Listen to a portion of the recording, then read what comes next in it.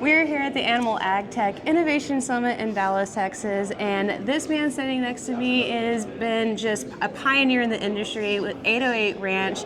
Tell us a little bit, for those who aren't familiar with you and what you're doing, just give us a little background on where 808's been, where you're at, and where you're going. Yeah, so originally from a ranching family to third generation, I guess, in Wyoming. And my dad moved a herd of Charolais cattle to Arkansas, northwest Arkansas, in 1970, and so I grew up there. That's really my home. And ran my father-in-law's Black Angus ranch called Jack's Ranch for a long time. And then we've transitioned as he passed away and my mother-in-law passed away to our own ranch, my wife Sherry and we have the 808 Ranch with 3 locations in Missouri and 2 in Arkansas. And we raise Black Angus bull calves. We have an unusual program, Emma, and we put sexed semen and sexed embryos into recips. We have a very small donor herd. And then all of the bulls that we raise were all sexed bulls.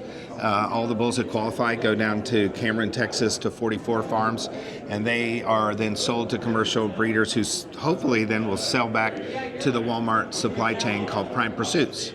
And I live near Bentonville, and so I was blessed in 2014 to have a nice chat with the CEO of Walmart, and he asked me to help consult and to help Walmart improve their reputation in beef.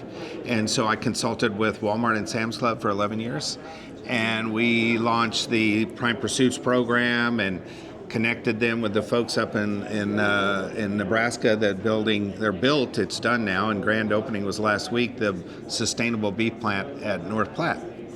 And so working with Walmart opened up a lot of doors for me to consult and to be on boards. And even though I'm not very tech savvy, I can send an email with an attachment. So that's usually a win for me. I have to be regulated. My daughter won't let me do social media after 8 o'clock because I put snarky things as replies.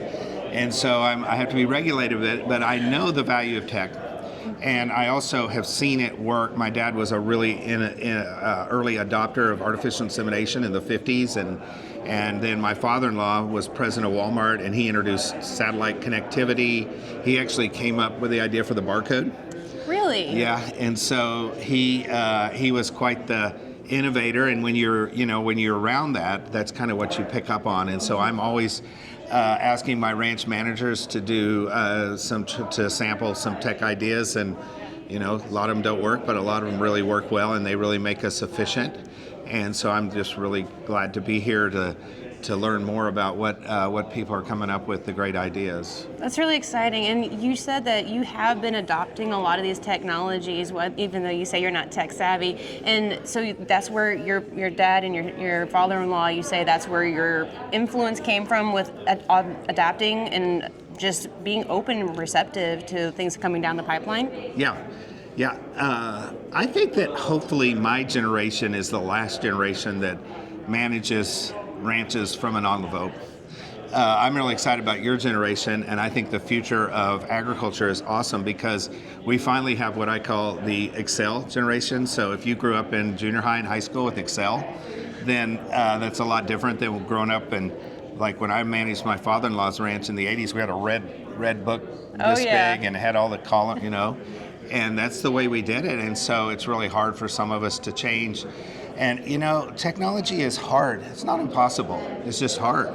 And that we have our hurdles, connectivity, and this wave of ag tech that we're in now is we're conquering some of the big hurdles. And so I'm an advisor for a company called Emergent. They're here, and Emergent has low-ran antennas that they put on cell towers that are commercial grade, not just a few 100-yard antenna, miles of antenna where we can connect ear tags and sensors. And they have a great, very successful project going with vineyards and all in California, and with the Central Valley farming, which was Brussels sprouts and all the interesting crops that we don't necessarily grow in Arkansas, right?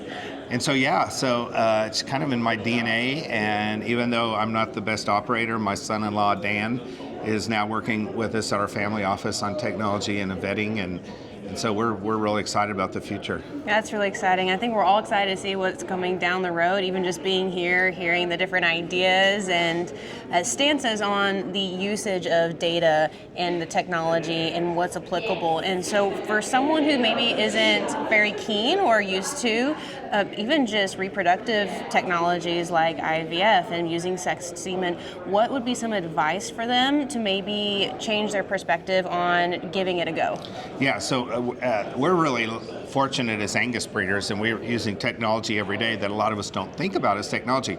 But all of the data that comes from the American Angus Association, and AGI is the genetics arm of American Angus, and we are relying on DNA testing and expected progeny differences, EPDs, and we're using that every day, and it gets to where you're just used to it, right? So we live in Bentonville, and Walmart is forcing technology on every supply chain. And so, for instance, if somebody is looking at a leather jacket, they want to know it has to be digitalized all the way back to where the animal came from. And they're really pushing all of their suppliers for things that they buy, and also even things that they have to sell, like garbage and waste and all that kind of stuff, is how can we apply technology to make this thing more profitable in a really fragile time for profitability, right? Right. And so I would really encourage folks to kind of think about, like, what are the big hurdles on your ranch or farm, and then start, like, what is it that takes the most time that could be automated? And like, there's some really neat things for the big ranchers out west with water monitoring. And it's like, if it's a 45-minute drive to check the water and make sure there's no dead bird in the tank or something, like, if you could do that with a camera all the time, then it would save so much time and energy. And all. It's not going to replace ranchers and cattlemen looking at their cattle and knowing their cattle. But if it was some sort of a tool that would help hey, there may be a problem with some sort of an animal, and some of these tags that will watch and tell you, hey, this animal didn't go to water today. Right. It's like, well, it's worth going and checking that. And so that's what I do with my crew, is like, what's our biggest time consumer? This seems kind of manual, and how can we maybe digitalize that? Right. And I think there was a seminar yesterday that a speaker had said, don't look for a problem that doesn't exist. Instead, look for the problem, then find the solution, which I think is incredible. And speaking of profitability, that was also a topic that was discussed yesterday, that the question was imposed, would consumers actually be willing to pay more for that data and that traceability of their food products? What would be your opinion on that? So they are, the organic and grass-fed and all, they trust the grocer. So consumers, what I've kind of determined, having a behind-the-scenes view of the meat industry, working with Walmart and Sam's Club, is that consumers don't necessarily want to know, 93% of consumers, let's say, they don't want to know all the details, but they want to know that their grocer knows all the details. And if there's a problem, the grocer is going to take care of it like this. And so there's 7%, and I've heard retailers say 13%, I've heard retailers say 3%, but there's 7% of consumers that they absolutely have to know everything. And so we can't look at this thing as, will they pay more? Because frankly, they want value, they want a great product, and they want it on the shelf. And if they have a bad product, then they go to another grocery store, and they don't blame the rancher, the packer for the poor product, they blame the retailer. So they just go to another grocery store. I talked to a grocer who said that they did some consumer insights, and one of the persons they interviewed said, yeah, not too long ago I bought a steak at this grocery store and it was really bad, I haven't been back. And they said, well, how long ago was that? 6 years? And so consumers have long memories on that. Yes. So the value of these things is not getting paid more. The value in the next 20 years is going to be, it's going to be your permission, your license to be in the business. And if you're going to produce the better beef, then the grocery stores are going to buy that better beef. And if you don't have the better beef, then they're not going to want it. And the better beef is going to include some attributes. Right. But don't go crazy on every attribute that you can do. Only do the ones that the grocers really care about. Really. Right. And so, but the value in this is that the value in this is that the technology will lower your cost. And if you can get a 2x return on something, a 5x return on something that you're using in your animal, then you're going to lower your costs. And this works. So every supply chain that sells to the grocery stores, and I see 1,800 suppliers have offices in Bentonville, and they are there to serve Walmart and to make sure they're on time and in full, and make sure their product is just exactly what they want.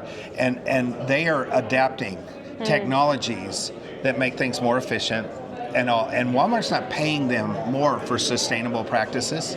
Walmart's not paying them any more for efficiencies, but they're sustainable practices, for instance, fertility.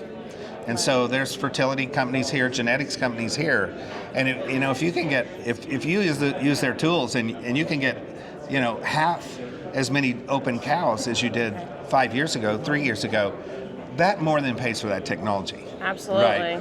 And DNA testing and being able to weed out the bottom 10 or 20% of your herd, not based on, we think this one, but we really know that this one for 2 years in a row did not produce a calf that was valuable. Absolutely. Well, it's even just conception rates going from maybe say 50% up to 72%, 73%. Just that one's, I think, for producers maybe a little easier return on your investment. But there's also things like time, like you talked about earlier and touched on. Right. Water monitoring. That's diesel and that's time, day labor that either yourself, a family member, or a hired hand is going out. So farmers. Crop farmers and dairy farmers, they track all that. They know how many hours a day labor is. They know all of these things. Those of us on cow-calf operations out in grass country, I'm in the Ozarks since grass country, and traditionally we have not done that. We have not counted the cost of the time. There's nothing that makes the hair stand up on the back of my neck more than windshield time for my managers. It's like, this is the age of delivery. This is the age of, like, if you plan ahead, you order it, and you don't have to go to town to get it. Right. But you have to plan ahead. Right. And you have to treat these ranches and the livestock industry, in particular for me, beef, we have to treat it more of a business than a lifestyle. Absolutely. And it is an interesting business, and there's very few other businesses where lifestyle and business overlap like the beef cattle business. And if that's awesome, and I'm great with the lifestyle as long as I make money.